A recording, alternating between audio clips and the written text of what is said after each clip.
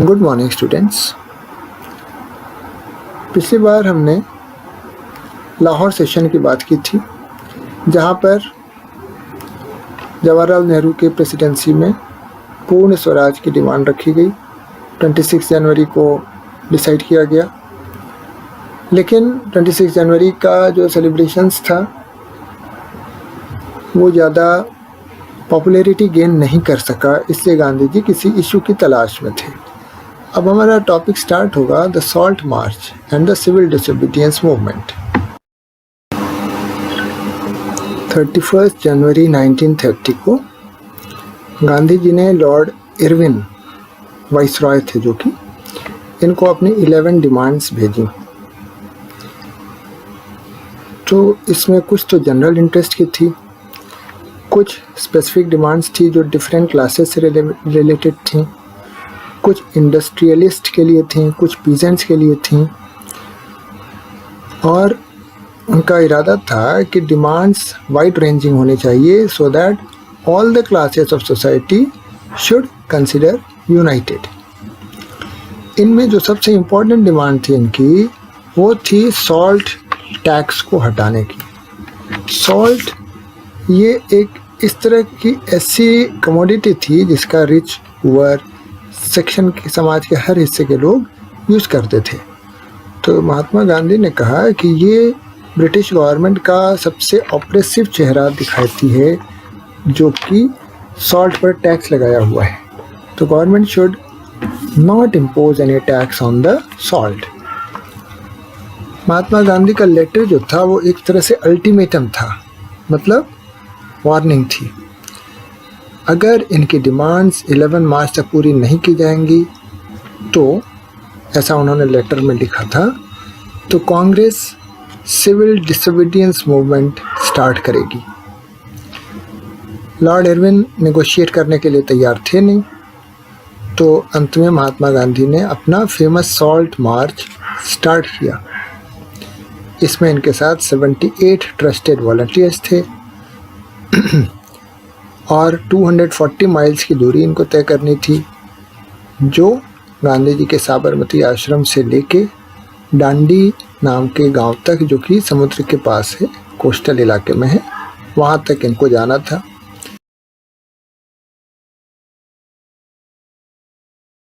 Miles per day वो लोग जाते थे। जहाँ भी ये लोग पहुँचते थे वहाँ गांधी जी को सुनने के लिए हजारों की संख्या में लोग इकट्ठे होते थे। गांधी जी उनको इंस्पायर करते थे, उनको बताते थे कि ब्रिटिश गवर्नमेंट का ये ऑपरेसिव चेहरा और वो क्या करने जा रहे हैं, उनका क्या एम है। Everything he told to the persons who gathered there. और इन्होंने ये सॉल्ट मार्च से सिविल डिसोबीडियंस मूवमेंट को स्टार्ट किया। ये मूवमेंट जो है नॉन कॉपरेशन मूवमेंट से थोड़ा अलग था। Let us see the differences between non-cooperation and civil disobedience. Non-cooperation जो था, it was launched between 1920 to 1922, जबकि civil disobedience movement 1930 से 34 में लॉन्च किया गया। दूसरा डिफरेंस आता है कि non-cooperation movement was started due to the anger of Jallianwala Bagh tragedy. उसी के बाद तुम्हें याद होगा कि स्टार्ट किया गया था इसको, जबकि civil disobedience movement was started against the arrival of Simon Commission. Simon Commission के आने के विरोध में इसको स्टार्ट किया गया। तीसरा डिफरेंस आता है नॉन कॉपरेशन मूवमेंट में कि इसका एम था स्वराज, यानी कि सेल्फ गवर्नमेंट, जबकि नॉन सिविल डिसोबीडियंस मूवमेंट का मकसद था, एम था पूर्ण स्वराज या कंप्लीट इंडिपेंडेंस। और चौथा डिफरेंस आता है non cooperation was supported by almost all the sections of the society, जबकि सिविल डिसोबीडियंस में हम देखते हैं कि the Dalit class did not fully participate in this movement. तो ये थोड़ा सा डिफरेंस था इन दोनों में। This was the difference. Gandhi ji के सॉल्ट सत्याग्रह के बाद पूरे देश भर में हजारों की संख्या में लोगों ने इसमें पार्ट लेना स्टार्ट किया। जगह जगह सॉल्ट बनाए जाने लगे in front of the government salt factories. इसके अलावा फॉरेन क्लॉथ बॉयकॉट किया गया, लिक्वर शॉप्स को लूटा गया, पीजेंट्स इन्होंने रिवेन्यू देने से इनकार कर दिया, चौकीदारी टैक्सेस देने से इनकार कर दिया, विलेज ऑफिशियल्स जो थे इन्होंने अपने पोस्ट से रिज़ाइन कर दिया, और बहुत सी जगहों पर फॉरेस्ट पीपल जो थे इन्होंने फॉरेस्ट लॉज को वायलेट किया। फॉरेस्ट लॉज को तोड़ के लोग जंगलों में गए, वहाँ से सामान लिया। रिजर्व्ड फॉरेस्ट जो थे उसमें इन्होंने कैटल ग्रेजिंग की और अपने इस्तेमाल में लिया, यानी कि इसका नाम ही था सिविल डिसोबीडियंस मूवमेंट। तो इन्होंने जगह जगह ब्रिटिश कानूनों को तोड़ा। ये सारा जो डेवलपमेंट देश में होने लगा, इससे ब्रिटिश गवर्नमेंट बड़ी चिंतित हुई। तो इससे जो है इन्होंने क्या किया कि कांग्रेस लीडर्स को वन बाय वन अरेस्ट करना स्टार्ट किया। इस ब्रिटिश एक्शन से जगह जगह पर क्लैशेस होने लगी। जब अब्दुल गफ्फार खान, जो कि गांधी जी के एक डिसिपल थे, इनको अरेस्ट किया गया 1930 में, तो पेशावर की सड़कों पर हजारों की संख्या में लोगों ने प्रदर्शन किया, जहाँ पर कि वायलेंट क्लैशेस हुई, मैनी वर किल्ड। एक महीने बाद महात्मा गांधी को भी अरेस्ट कर लिया गया, और इस तरह से ब्रिटिश गवर्नमेंट एक्चुअली फ्राइटेंड थी, डरी हुई थी, और इसीलिए वो ब्रूटल रिप्रेशन का सहारा ले रही थी। ब्रूटल रिप्रेशन यानी कि कड़ाई से दमन कर रही थी इंडियंस का, लीडर्स का, ताकि ये लोग अपने डेमोन्स्ट्रेशन को बढ़ा ना पाएँ। यहाँ तक कि जो पीसफुल सत्याग्रही थे उन पर भी अटैक किया जा रहा था, वुमेन और चिल्ड्रन को भी नहीं छोड़ा जा रहा था। करीब 1 लाख लोगों को अरेस्ट कर लिया गया। ऐसी सिचुएशन में महात्मा गांधी ने देखा कि उनका मूवमेंट जो है अपना वास्तविक रूप खोता जा रहा है। तुम्हें याद होगा कि इनका सबसे मूल मंत्र था, इनकी बेसिक फिलॉसफी थी नॉन वायलेंस।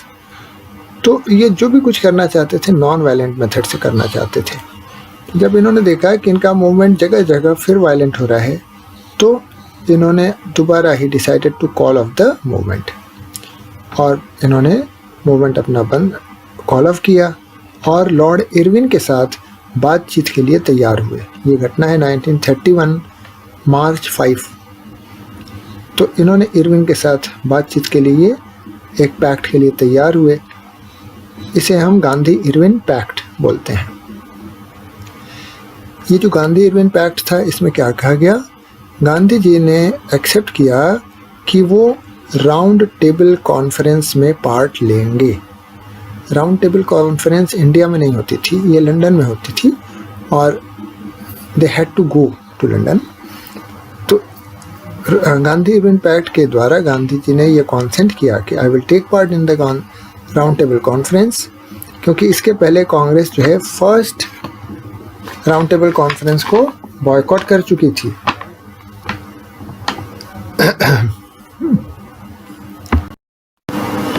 तो जब गांधी जी ने एक्सेप्ट किया राउंड टेबल कॉन्फ्रेंस में पार्ट लेना, तो ब्रिटिश गवर्नमेंट को लगा कि इससे कुछ रास्ता निकलेगा।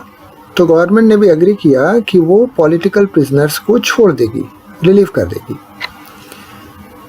दिसंबर 1931 में गांधी जी गए लंदन कॉन्फ्रेंस के लिए, लेकिन नेगोशिएशंस ब्रोक डाउन, मतलब वार्ता का कोई नतीजा नहीं निकल पाया, वार्ता असफल रही। एंड ही रिटर्न्ड डिसअपॉइंटेड, निराश होकर वो वापस आए।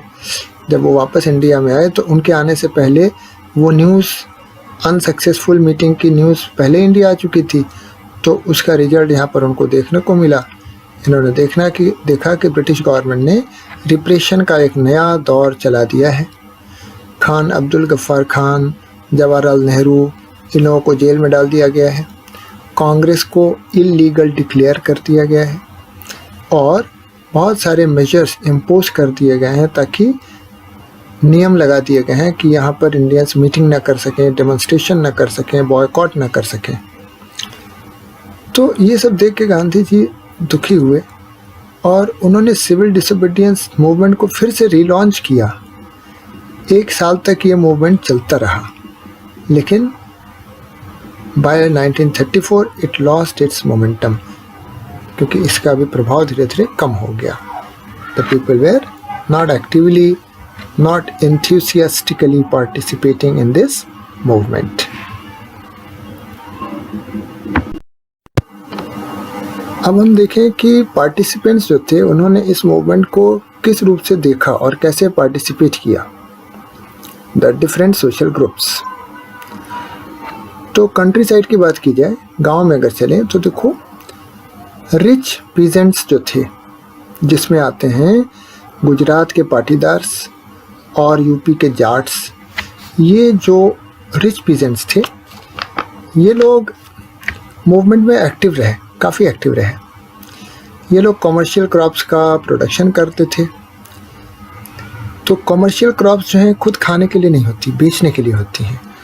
तो जब ट्रेड डिप्रेशन का दौर आया तो फॉलिंग प्राइसेस जब हुए, कीमतें गिरी, तो इन पर बहुत बड़ा प्रभाव पड़ा था। तो इनकी इनकम बहुत कम हो गई। तो ये लोग गवर्नमेंट का रेवेन्यू देने में इनको दिक्कत हो रही थी, और जब गवर्नमेंट से इन्होंने रेवेन्यू घटाने के लिए कहा तो गवर्नमेंट ने रिफ्यूज़ कर दिया। इससे ये लोग बड़े असंतुष्ट थे। तो ये रिच पीजेंट्स, इन्होंने बड़े उत्साह के साथ सिविल डिसोबीडियंस मूवमेंट को सपोर्ट किया और पार्टिसिपेट किया। उनके लिए स्वराज की जो लड़ाई थी, it was a struggle against high revenue, क्योंकि ये लोग तो उसी के लिए लड़ रहे थे ना। तो उनके लिए ये लड़ाई हाई रेवेन्यू के खिलाफ थी। लेकिन 1931 में जब गांधी जी ने मूवमेंट को कॉल ऑफ कर दिया, बंद कर दिया, तो ये लोग बड़े निराश हुए, क्योंकि इनका रेवेन्यू तो अभी माफ़ हुआ ही नहीं था। ब्रिटिश गवर्नमेंट ने इनकी मांग पर तो कोई ध्यान ही नहीं दिया था अभी तक, और गांधी जी ने मूवमेंट को कॉल ऑफ कर दिया। तो ये लोग बड़े निराश हुए।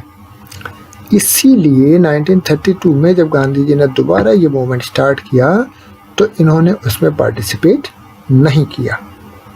आई hope this is easy to understand. Poor peasantry की बात की जाए, जो गरीब किसान थे, वो लोग रेवेन्यू कम करवाना तो वो भी चाहते थे, क्योंकि उन्हें भी तो गवर्नमेंट का रेवेन्यू पे करना होता था। So they also wanted to decrease the revenue. इसमें से बहुत सारे स्मॉल टेनेंट्स जो थे, ये लैंडलॉर्ड यानी कि ज़मींदारों से लैंड लेके उस पर खेती करते थे।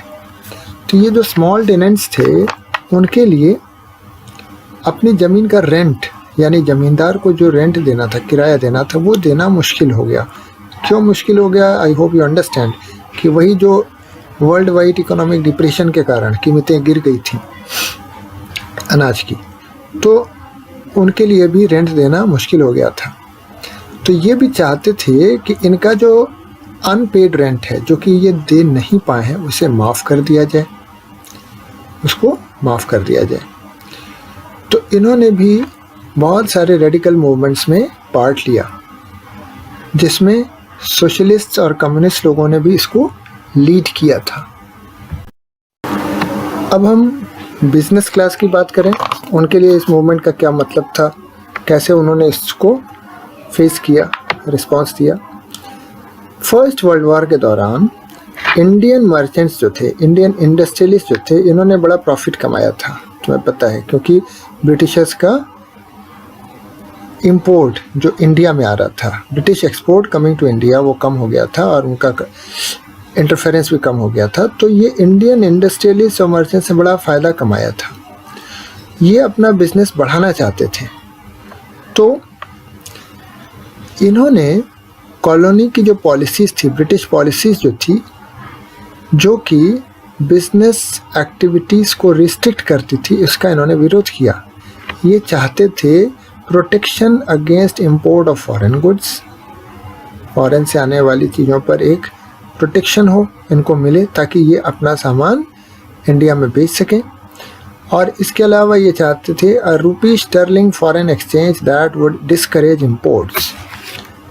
रुपी स्टर्लिंग मतलब इंडियन और ब्रिटिश करेंसीज का एक ऐसा रेशियो, उसके बीच में एक ऐसी वैल्यू इस्टेब्लिश की जाए जो कि इंपोर्ट को डिस्करेज करे।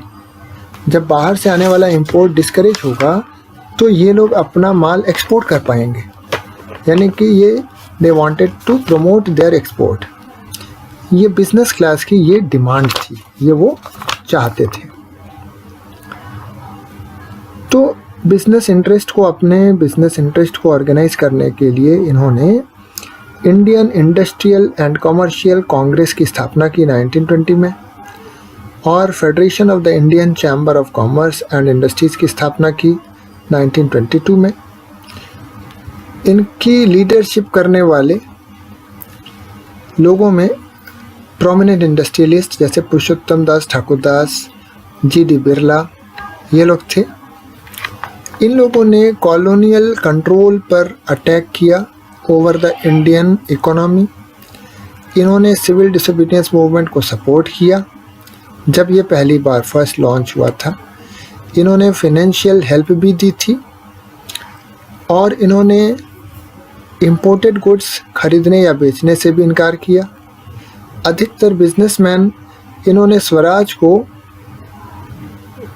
देखा as a time when colonial restrictions on business would no longer exist. इनका विचार था कि स्वराज का मतलब यही है कि हमारे व्यापार पर कोई भी ब्रिटिश कंट्रोल नहीं रहेगा। ये इनका विश्वास था। And industry would flourish without constraints, और ये चाहते थे कि इनकी इंडस्ट्री, इनका व्यापार बिना किसी कंस्ट्रेंट, बिना किसी बाधा के फ्लरिश हो, डेवलप हो। लेकिन जब राउंड टेबल कॉन्फ्रेंस फेल हो गई, गांधी जी वहाँ से वापस आ गए, तो बिजनेस ग्रुप्स जो हैं अब एंथुसियास्टिक नहीं रह पाए। इनका जोश, इनका उत्साह खत्म हो गया। अब इनको डर लग रहा था कि अब देश में इस तरह की एक्टिविटीज़ बढ़ेंगी कि इनका बिजनेस प्रभावित होगा, मिलिटेंट एक्टिविटीज़ बढ़ सकती हैं। इनको लग रहा था कि उनका बिजनेस डिसरप्ट हो सकता है। Influence of socialists among the younger members of the Congress, इन सब कारणों से ये लोग प्रभावित हो रहे थे। They were worried, the business class. Industrial working class की बात करते हैं। अब हम चौथे ग्रुप पर आते हैं, द इंडस्ट्रियल वर्किंग क्लास। इन्होंने सिविल डिसोबीडियंस मूवमेंट में पार्टिसिपेट बहुत ज़्यादा संख्या में नहीं किया था। Did not participate in the civil disobedience movement in large number except in the Nagpur region। Nagpur में इन्होंने काफ़ी संख्या में काम किया था। क्या हो रहा था कि जैसे जैसे इंडस्ट्रियलिस्ट्स कांग्रेस के करीब आते जा रहे थे, जैसे जैसे इंडस्ट्रियलिस्ट और कांग्रेस का रिश्ता मजबूत होता जा रहा था, वैसे वैसे वर्कर्स दूर होते जा रहे थे। देखो, तुम आसानी से एक बात समझ सकते हो कि इंडस्ट्रियल वर्कर्स और इंडस्ट्रियलिस्ट सेम नहीं हो सकते कभी, क्योंकि वर्कर इंडस्ट्रियलिस्ट के अंडर में काम करता है, उसकी फैक्ट्री में काम करता है, तो वो हमेशा चाहेगा कि उसको ज़्यादा से ज़्यादा बेनिफिट हो, उसको ज़्यादा से ज़्यादा सैलरी मिले, उसको ज़्यादा से ज़्यादा रिलीफ मिले। और इंडस्ट्रियलिस्ट क्या चाहेगा कि हम वर्कर्स को कम पैसा दें, उनसे ज़्यादा काम करवाएं। तो मतलब मालिक और नौकर दोनों को एक फेवर में लेना, दोनों की थिंकिंग सेम होना इम्पॉसिबल है। तो ये लोग देख रहे थे कि हमारे जो मालिक हैं, हमारे जो इंडस्ट्रियलिस्ट हैं, इनका रिलेशन कांग्रेस के साथ अच्छा होता जा रहा है, इनके रिश्ते करीब होते जा रहे हैं, तो ये कांग्रेस से दूर होते चले गए। लेकिन इसके बावजूद some workers participated in the civil disobedience movement, जिसमें इन्होंने गांधीयन प्रोग्राम की फिलॉसफी को, जैसे कि बॉयकॉट ऑफ फॉरेन गुड्स को अडॉप्ट किया। There were strikes by railway workers in 1930, dock workers in 1932, ये सारी हुई। लेकिन कांग्रेस जो थी वो वर्कर्स की डिमांड्स को अपने प्रोग्राम में इंक्लूड करने के लिए तैयार नहीं थी। वही बात है फिर से, क्योंकि कांग्रेस की डिमांड में इंडस्ट्रियलिस्ट की डिमांड थी, तो ये वर्कर्स की डिमांड को कैसे उसमें शामिल करती। तो this would alienate industrialist and divide the anti imperial forces. तो एक बार ऐसा लग रहा था कि अब जो है इंडस्ट्रियलिस्ट अगर कांग्रेस के साथ रहेंगे तो वर्कर्स उनसे अलग रहेंगे। तो ये सिचुएशन थी इंडस्ट्रियल वर्किंग क्लास की। They were not participating in civil disobedience movement with enthusiasm. केवल नागपुर में और बहुत थोड़ी संख्या में लोगों ने इसमें पार्ट लिया था। Another important feature of civil disobedience movement was large scale participation of women. इस पर एक अलग क्वेश्चन तुम्हारा बनता है, the women participation in civil disobedience movement. देखो वुमेन ने इसमें बहुत बड़ी संख्या में पार्ट लिया था, ये बात सच है। जब गांधी जी ने सॉल्ट मार्च निकाला तब भी हजारों की संख्या में वुमेन अपने घर से निकल के आई उनको सुनने के लिए, उनके मूवमेंट में पार्टिसिपेट करने के लिए, मार्चेस में आई, सॉल्ट बनाने के लिए वो आगे आई। फॉरेन क्लॉथ का विरोध करने में, लिक्वर शॉप्स की पिकेटिंग करने में औरतों ने कोऑपरेट किया। बहुत सारी औरतें जेल गईं। अर्बन एरियाज़ में जो है हाई कास्ट फैमिलीज़ की वुमेन, ऐसा नहीं कि गरीब औरतें ही केवल गईं, हाई क्लास सोसाइटी की औरतें भी, इन्होंने भी पार्टिसिपेट किया। रूरल एरियाज़ में रिच पीजेंट हाउस होल्ड के घर की औरतों ने पार्ट लिया। इन्होंने गांधी जी की आवाज़ पर ये लोग बाहर निकली और इन्होंने नेशन के प्रति सर्विस को अपने ड्यूटी माना और दे ऑल पार्टिसिपेटेड एक्टिवली। लेकिन ये दुख की बात है कि increased public role did not mean any radical change in the way the position of women was visualized. हमारे यहाँ समाज में वुमेन की जो स्टेटस थी, जो पोजीशन थी, उसमें कोई बहुत रेडिकल चेंज नहीं आ पाया। गांधी जी खुद कहते थे कि it was the duty of women to look after home and hearth. औरतों की ड्यूटी है घर बार की देखभाल करना, be good mothers and be good wives. और एक लंबे समय तक कांग्रेस जो है वुमेन को कोई अथॉरिटी वाली पोजीशन देने के खिलाफ थी। उसने अपने पार्टी में वुमेन को कोई भी ऐसी पोजीशन विथ अथॉरिटी नहीं दी। It was keen only on their symbolic presence.